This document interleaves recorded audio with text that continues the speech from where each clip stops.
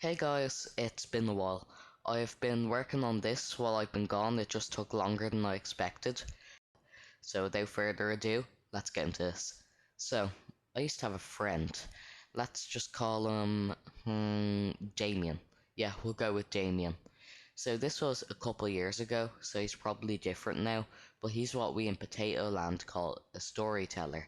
For example, this kid said he broke into a club with an AR-15, took all the pills on the table and drank all the alcohol at the bar, and then a US military chopper brought him back to his house. This kid also had a tendency to get himself in fights with other kids, so he would shout unsavory things about them and their mothers, and every time I would talk him over the consequences of that, he would say he understood.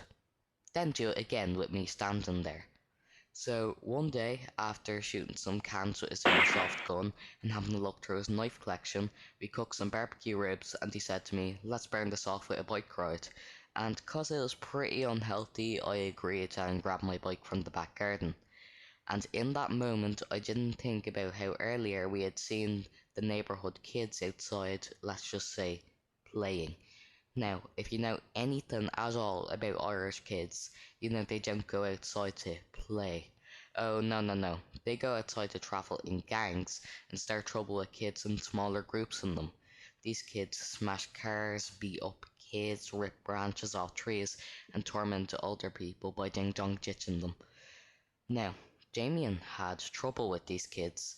Basically, these kids would lock onto him right on sight kind of trouble, and Damien tended to escalate these altercations by screaming abuse back and hurling heavy enough objects at them. So I'm not saying he was an angel in these situations either.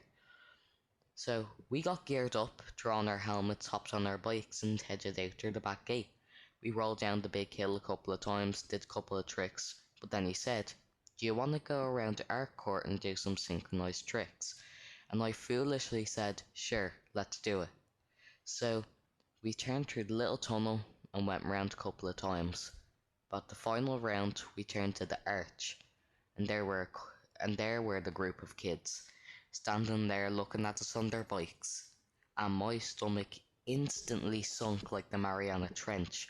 They screamed, hey, get back here, as I started to turn to ride away, but Damien was just screaming at them. I told him to follow me, but he was a second too late, as the kids had grabbed his bike and were kicking it. So I turned around, kicked their hands off, and me and Damien sped back to his house.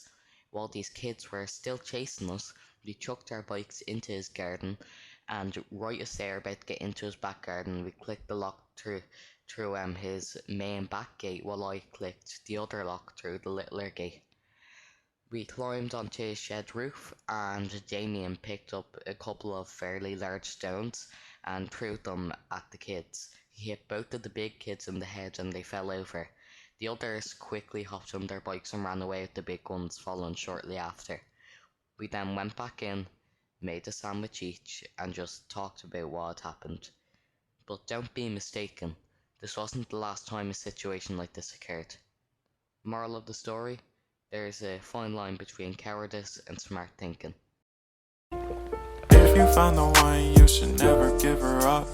I think it's the way life changes when in love, yeah. I surround my soul with the positivity. That's why I don't worry about the things that I don't see, yeah. These days I don't worry about much. I think we should have some more fun.